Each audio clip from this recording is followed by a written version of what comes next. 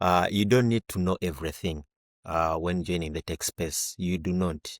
Because the fact remains you can never know everything. I always look at our seniors in the tech space and also continuously, going to upgrade. They're learning a few things here and there.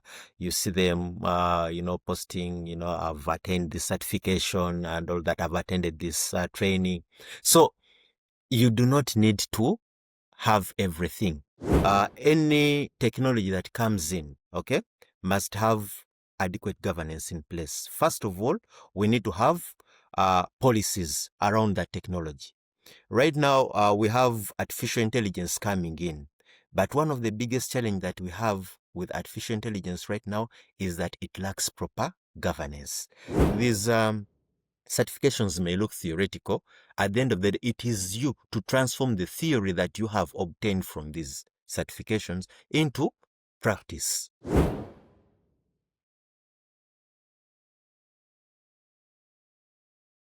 Hello and welcome to the Cyber Weekly. Today we are joined by John. John will tell us a little bit about himself and why he decided to actually join us here. Makes it sound like I didn't invite him. But anyway, John, tell us about yourself and... Actually, what I'm going to do, I'm going to request you to tell them a brief about myself. I think that will do justice to me, other than just making me dive into it without even knowing whom you're hosting today. But no worries about that. No worries about that, Deo. First of all, hi everyone. Thank you very much, Deo, for inviting me to the Cyber Weekly. My name is John Kikubye, and I'm excited to be hosted here this evening.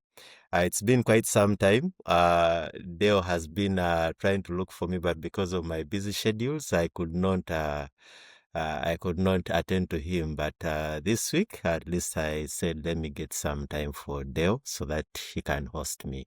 Thank you very much, Deo. So, who is John? John, I am currently working as an IT audit service lead in a UAE-based tech company. It's a consulting company where I'm working, and I'm specializing in IT governance, risk management, and compliance, but at the same time providing third-level assurance, which is in IT and IS auditing. So basically, my current role focuses on conducting statutory audits, mainly for UAE government agencies and non-government and semi-government agencies, as well as other entities that are non-government, but mainly I work with the government entities. And basically, I provide assurance at the regulatory level that they're adhering to the local standards in terms of IT management and information systems management. And also, I do conduct what we call ISO 27001 readiness checks and reviews for these firms. Yep. So I believe that is enough introduction from myself. Thank you very much, Deo. Thank you for that. So now, if someone wants to get to know how you actually join cybersecurity, where does your journey begin? Does it begin in primary, high school? You never know you were a genius in cybersecurity. Yeah, so tell us. I can say my journey to the tech space was quite a funny one. Not really as such a funny one, but right from childhood, I've been someone who loved, playing with gadgets, be it radios, be it, torches, and, I would dismantle these things and, try to get to see what is really inside there. So, when it came to high school, I did PEM at A level. And because somehow I lacked quite some kind of guidance, I ended up doing a course which I mean, nobody guided me on it, but I just decided to do economics at university, at Makerere University. But still, even in the process of doing economics, I found myself so much interacting with systems that are involved in econometrics and all that. So when I left university, I got my first job as an internal auditor in one of the banks in Uganda, and then there was a time which I recall very well that really triggered me. We had an IT auditor on ground, and then somehow I did something that really tickled my mind. And what really happened is I got my laptop. This was illegal, definitely. So I got my laptop. I connected through someone's IP because internet was not available to everyone. So I connected through someone's IP, and I was able to log into the core banking system remotely. Okay. By remotely, I mean I'm not connected onto the cable network. I'm connecting onto the LAN through a wireless network, which I have created. Like, we could get one IP and share it amongst us. Okay, broadcast it amongst us who are not having internet. So in that process, I connected to the core banking network. I was able to download the report and also print that report. Okay. Now I called the IT auditor. Then I told them, you see what? This is what I've been able to do. And he realized that there was a really big gap in that. So that action somewhat triggered my thinking. I said, but I think there can be so many gaps that can be exploited in the banking system. So when I joined another bank in 2016, somehow I got some senior people there in IT auditing. And, I always volunteered to be part of the audit teams that were going out to do IS and IT audits in the bank. So when I started volunteering, this people realized that I have the passion, okay, for IT auditing. So I requested one lady. I think people deserve their flowers while they still can. That is Miss Samarika Chibale. She's, I think, either director or assistant director, cybersecurity at Bank of Uganda. I'm not so sure of the title, but she's Miss Samarika Chibale. So I requested her to mentor me. She was a very good lady. She mentored me. And the breakthrough came in 2017, where I was requested by my audit manager to lead a team into the business technology audit. And that audit came out successfully. But really what happened is when I received the assignment, I moved to my mentor. I requested her to take me through what actually I could do and actually what I could look at to have this audit come through. So she mentored me. She, coached me throughout that whole audit, and I came and executed the audit. It was a very big success. Now, from that, it started building that confidence in me that yes, much as I'm not from an IT background, but because I have the passion, I have the zeal, I can do the thing. So I along the way, still when I was still in one of the banks, I got another mentor. This is Mr. Milo Lawrence. I think he still is part of ISACA. So here I am. I have two mentors on me. They are all seniors in the cyber space. So they have mentored me. Up to today, they are still mentoring me. Every time I have a challenge somewhere, I call upon those two people, and they really support me. So after that, after I started developing, that confidence, I said, okay, let me take on professional courses. So I first of all did a Certified Information Systems Auditor course. Then I also did CISM. I did C Risk, and then I also did CC. And currently, I'm pursuing my CISSP, which hopefully I'll be able to complete soon. And why I did all that is to help me build this confidence, okay? Given the fact that I'm not from the tech background, but I had the passion, and I made sure that I take on these courses to help me build my confidence. Also, I also did some other courses with Cisco Networking Academy, because you see, cyber is very wide. And basically, you cannot know everything, but at least it's good to have a clue about everything. So I did some courses with Cisco Networking Academy. I did some courses with SkillUp, then Coursera. So all these have helped me get used into, well placed into the cyberspace. And I'm really glad that I have very, very good mentors, Miss Samari Kachivari and Mr. Miro. Thank you very much for mentoring me. Yeah, so that's how I get into the cyberspace. It's been a long journey from 2016 to where I am today. Thank you. That's interesting. I thought Samari Kachibare is young, but she's old in the industry. Yeah. She's she's one of the seniors in the industry, and I know she has Wow, I mentored didn't know. quite many. Yeah, I know That's she has mentored interesting. many. Yeah. Okay. Now, according to you, definitely you're Ugandan, but not in Uganda. Definitely. What are those opportunities you've exist in the tech space abroad, and what advice do you give someone who is planning to actually explore those opportunities? Okay.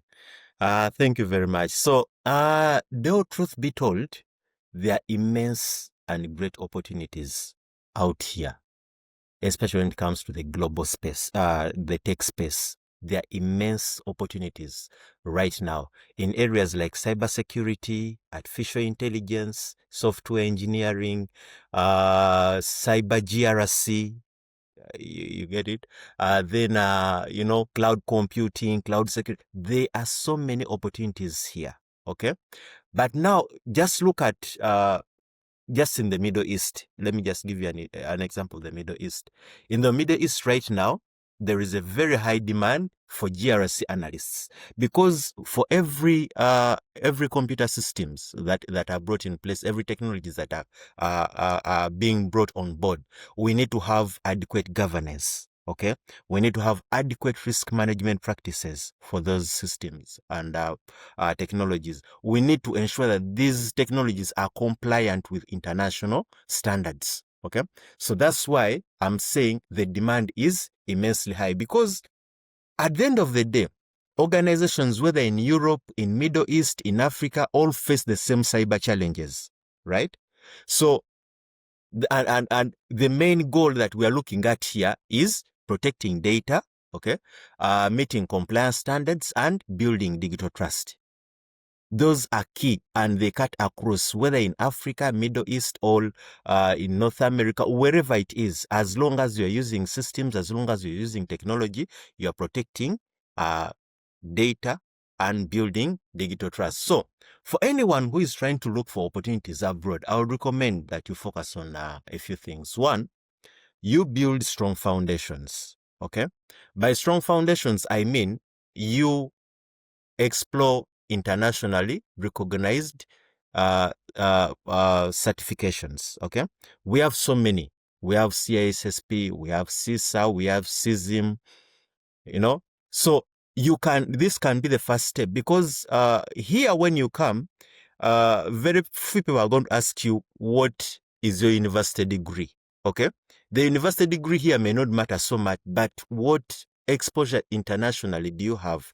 And these certifications tend to give that assurance that yes, this person has attained a certain level of confidence when it comes to working with systems, providing assurance, and so on.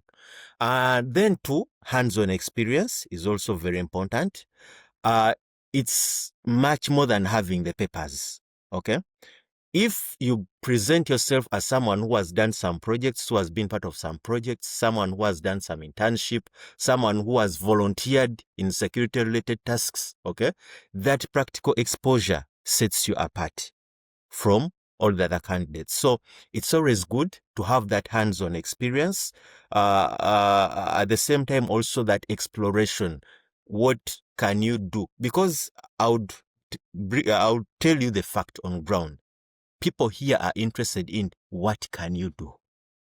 You get it? So it's not about the certifications you have, not about the degrees that you have, not about the masters that you have. It's about what can you do. That is what is going to set you apart. Then the other thing that I would implore someone who is thinking of, exploring opportunities outside is to have that global mindset. Okay, I know we have so many standards in Africa. Even back home, we have so many standards that relate to data protection, information security, and all that. But if you're someone who is trying to look at, breaking through into the global market, have an understanding of international standards, have an understanding of the ISO 27001, we have GDPR, we have the NIST, we have the COBIT. Have an understanding of all those standards. You may not exactly understand everything, but you have something about them, know something about them. Let us not concentrate so much on the local standards. If you're trying to break through into the global tech space, have that wide knowledge of the international standards. And my advice is very simple. Don't wait. Okay? Don't wait. Just you can never be ready. Okay, the only thing to do is to keep learning, network as much as you can. We have so many platforms like LinkedIn. Those are very good platforms for networking, especially if you want to break through into the global tech space. Network as much as possible. Stay curious. Okay, stay curious, keep learning as long as you want to break into the tech space globally. And also one thing that we need to know is that tech is borderless. Okay, whether you are in Africa, whether you are in Middle East, whether you're in Europe, tech is borderless. And the skills that you're building today basically are going to open up doors to the world.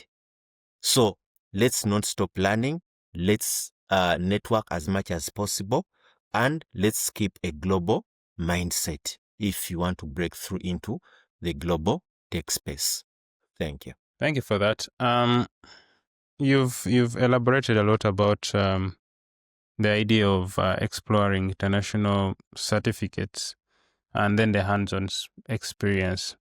Most of the times you find that people will argue and be like, you know what, this international certificates, some of them are not so hands-on. Some are too theoretical.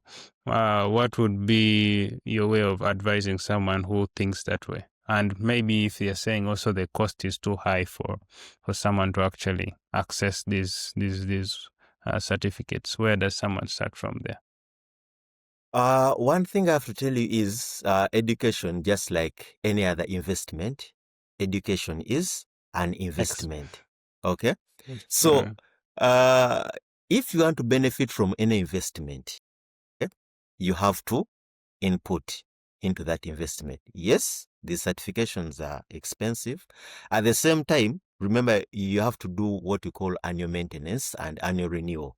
So basically, you are paying for the rest of your life as long as you are still using this certification. So, one, invest in yourself. There is no shortcut to that.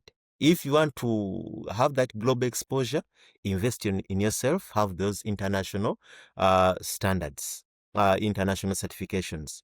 Let me just give you an example of myself. For example, I have the CPA, okay, which is from Uganda.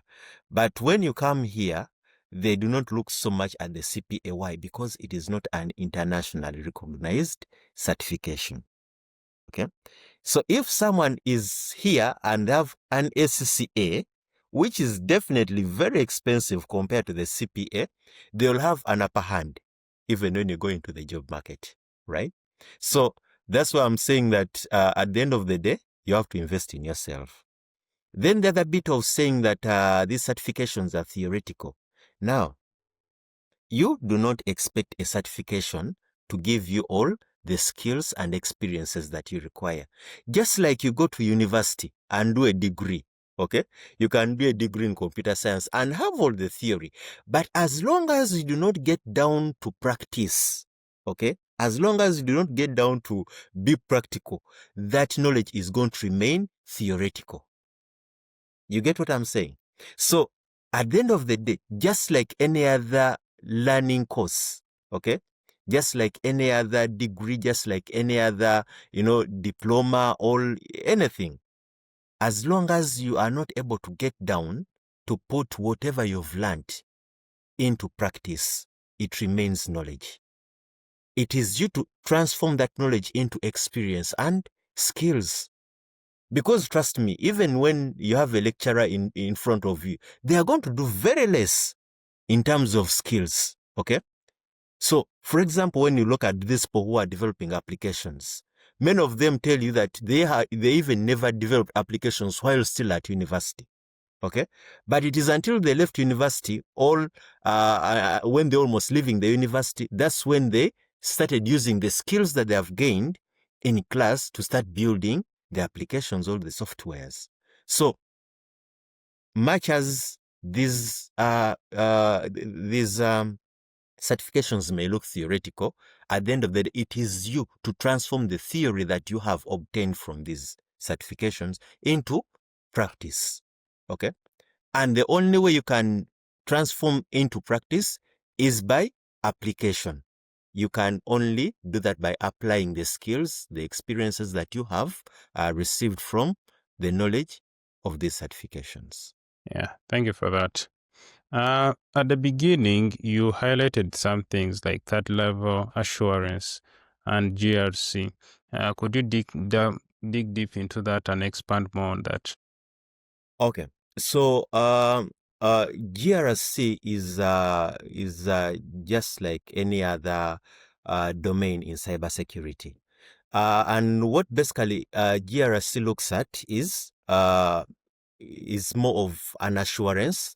Is more of providing assurance. For example, when it comes to governance, any technology that comes in, okay, must have adequate governance in place. First of all, we need to have policies around that technology. Right now, we have artificial intelligence coming in, but one of the biggest challenges that we have with artificial intelligence right now is that it lacks proper governance.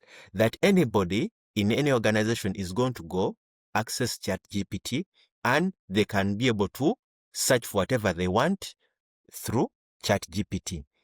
Recently, you've seen there was, I think, there was one incident that happened. I think it was PwC. I think one of those big four firms. I think either PwC. I think it must be PwC, where the client claims they generated a report using ChatGPT. I think you've heard of that incident, and I'm meant to understand that those big four firms, one of those big four firms, is going to pay highly. Why? Because we do not have governance around the use of artificial intelligence.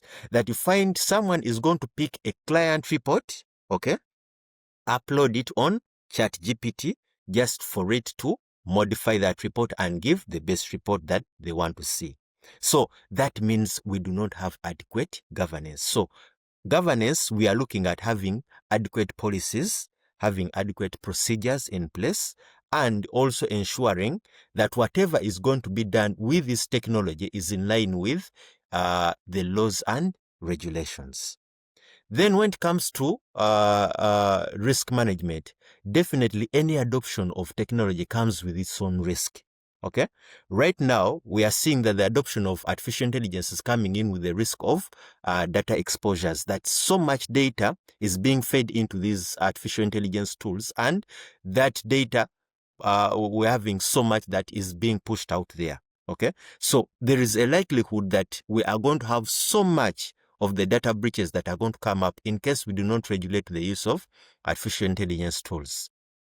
Then when it comes to compliance, every technology that comes up, okay, definitely there is a compliance standard it has to meet. If you are coming with a payment technology, okay, a payment integration technology, that payment integration technology has to be compliant with some international standards, for example, PCI DSS, okay? In case it involves collection of personal data, that means you'll have to look at compliance with standards like the General Data Protection Regulations. So that is what GRC ideally looks like. Then when it comes to assurance, that is third level assurance, that is internal audit.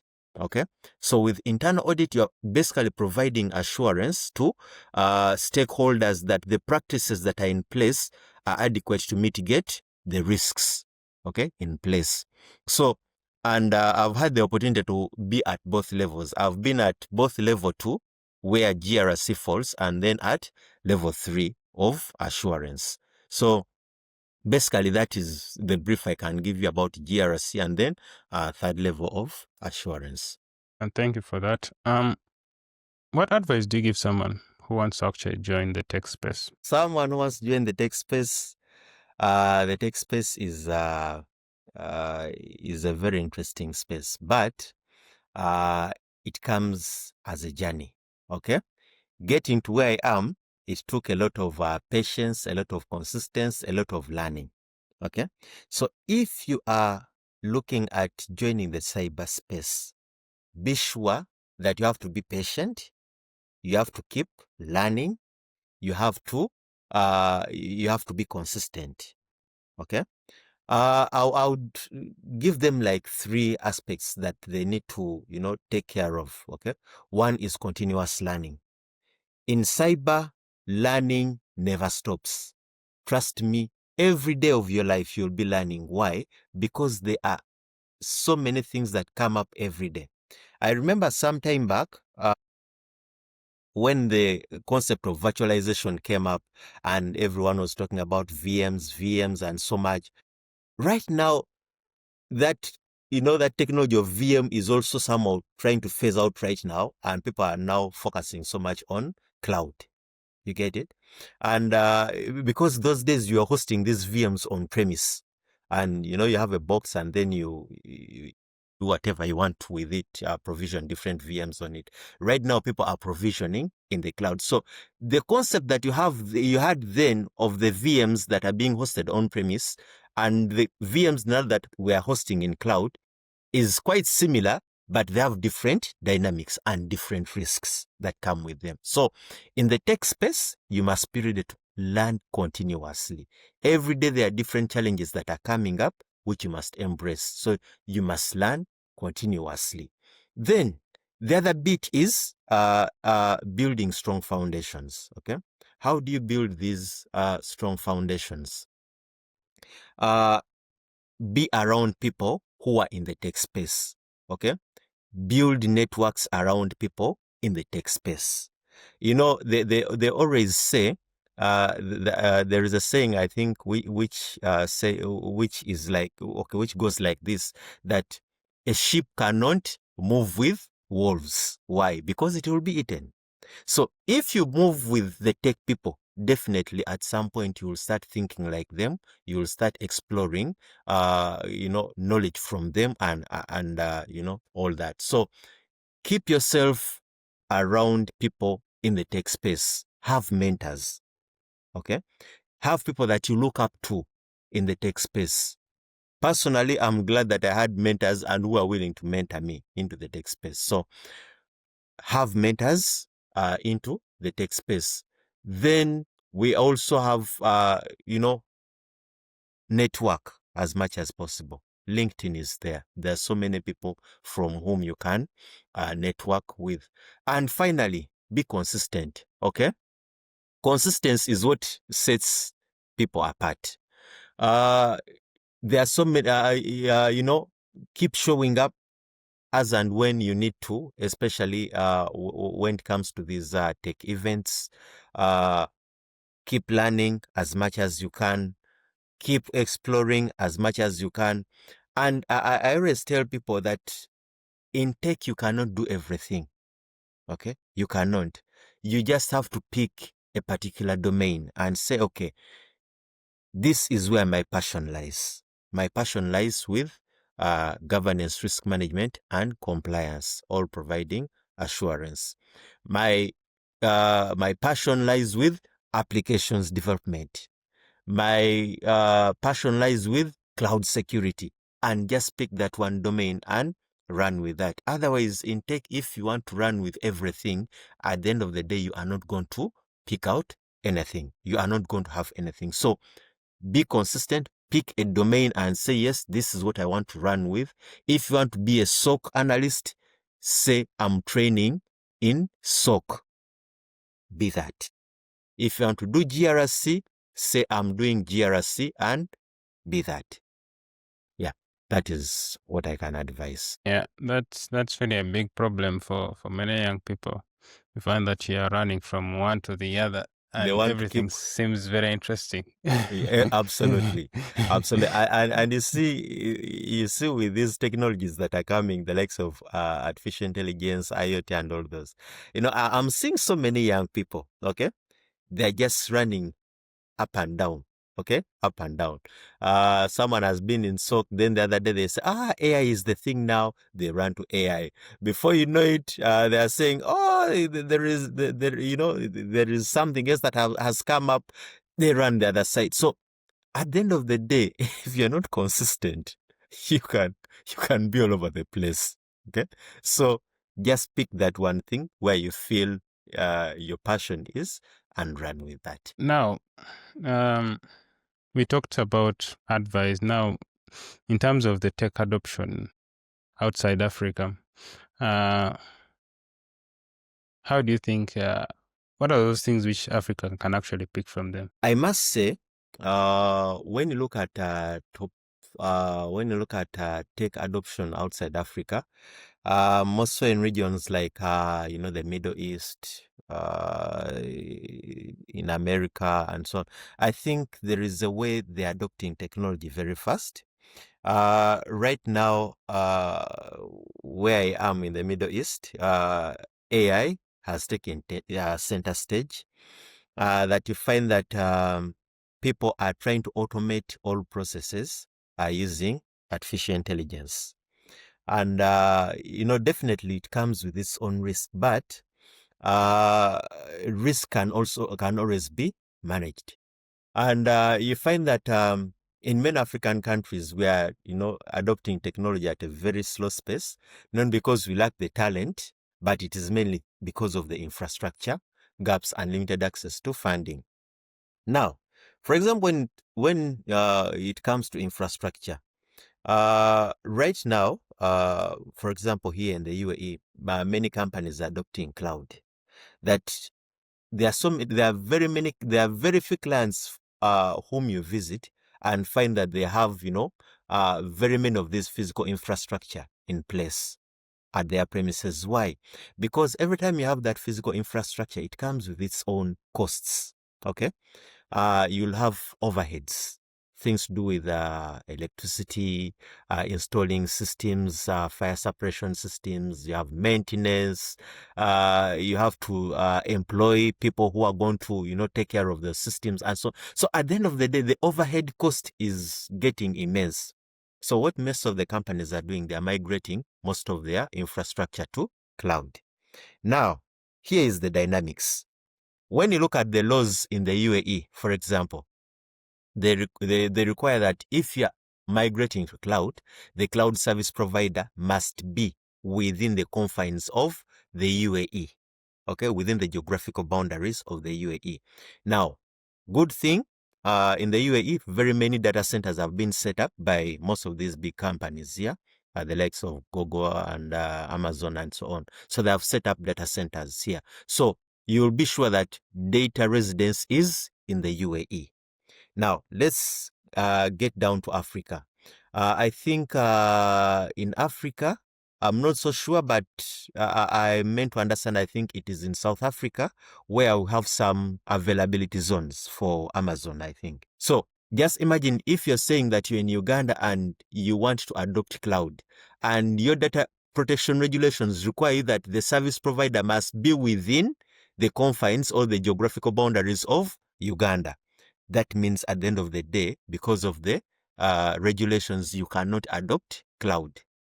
You get it? So I think one of the greatest impediments is definitely the investment in infrastructure. Our infrastructure is still not yet well developed. So to keep pace, we need to focus on. I can give like 3 things that we can we can focus on if we are to try to match the level at which these people are adopting technology.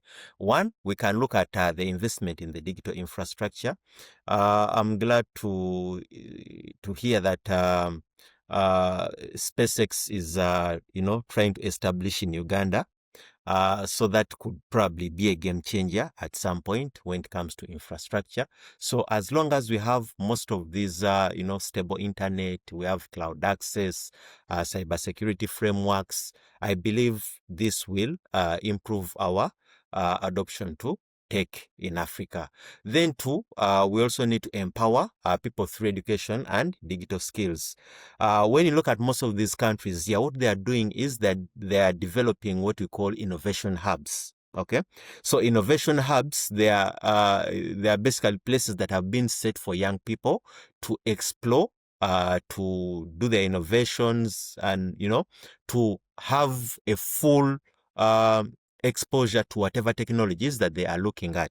Okay, so if we ever have to break through at some point as Africa, we need to invest in skilling.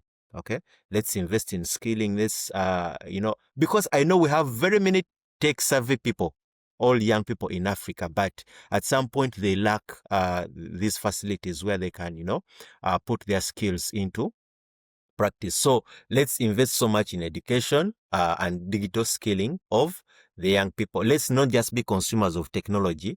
Let us be builders of technology. Then the third, I think we can also look at public-private partnerships. Okay, I know there are many probably tech companies that could be willing to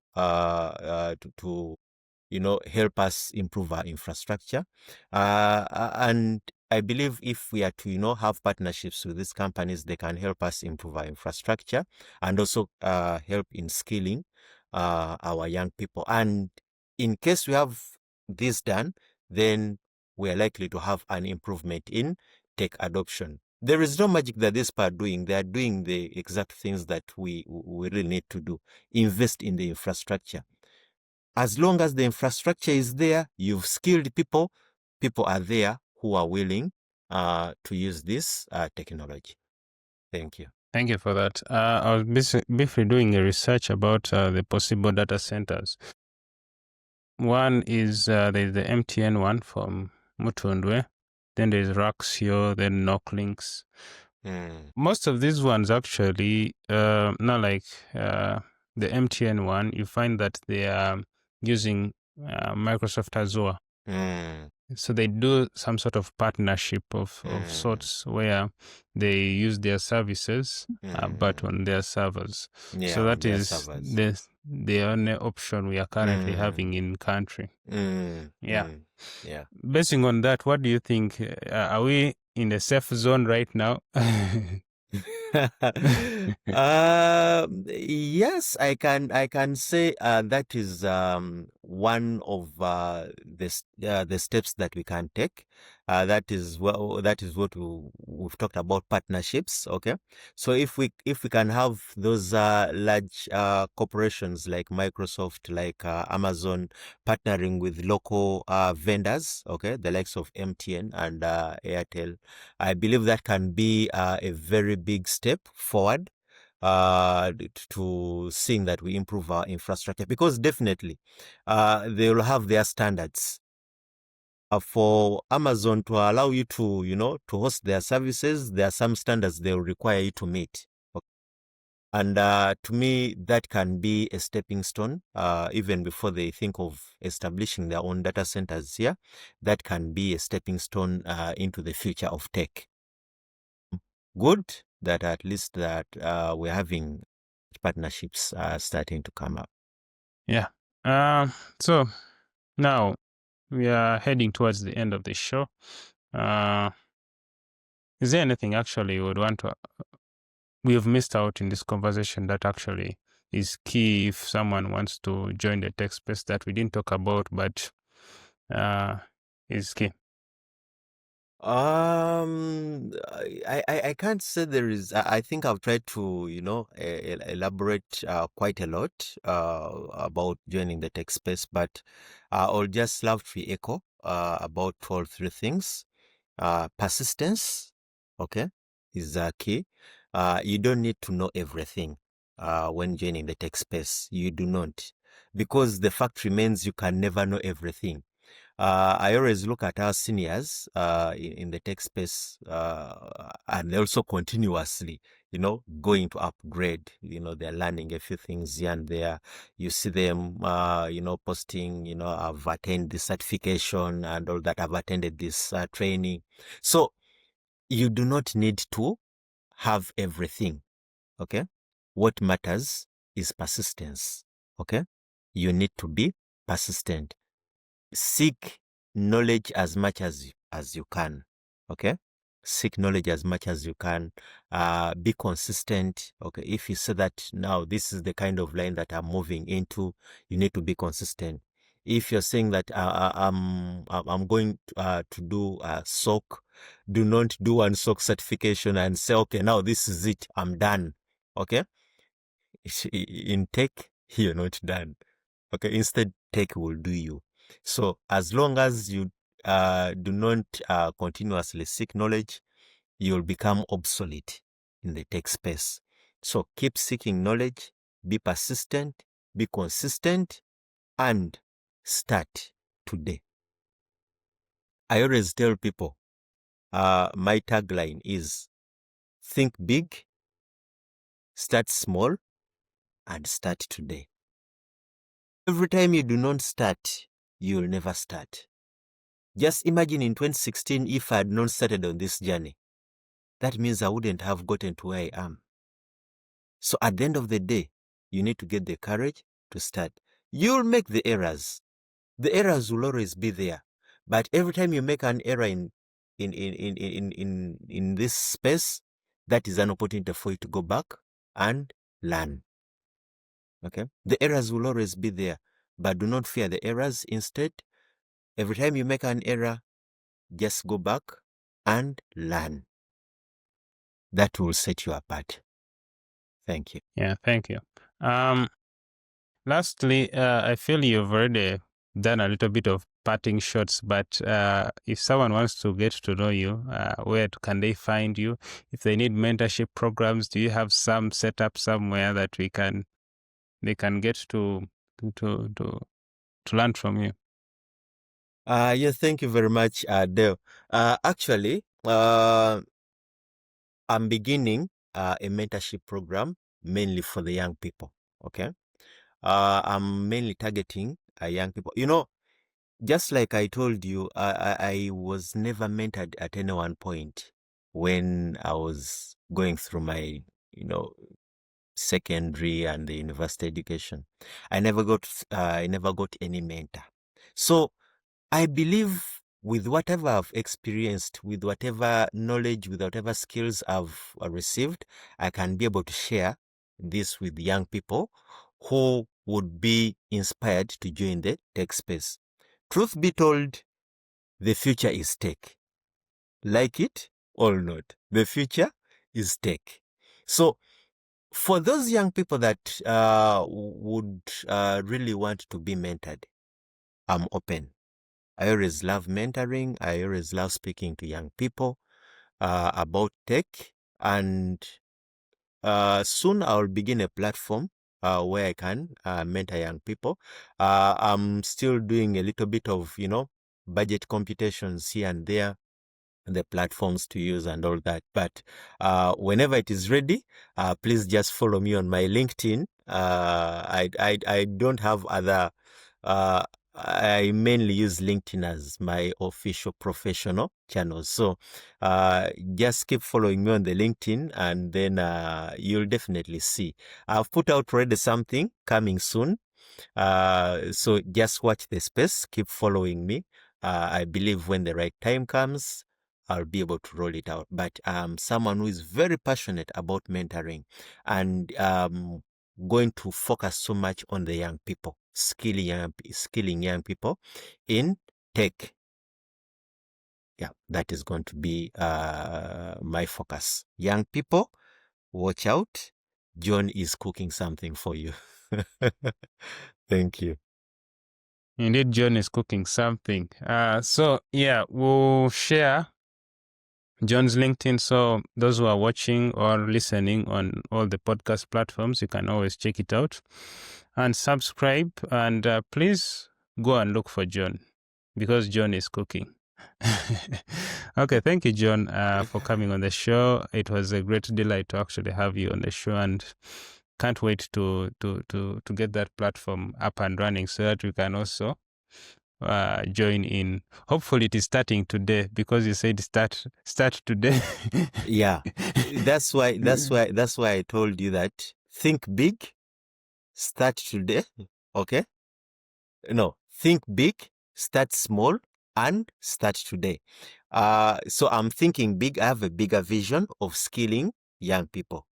Starting today, I'm already cooking something. Okay, I'm putting together something, and I believe at the end of the day, whatever I would have put together will be beneficial for the young people who will be, consuming this knowledge. Okay, thank you, John. See you all in the next episode. Okay, thank you very much, Deo.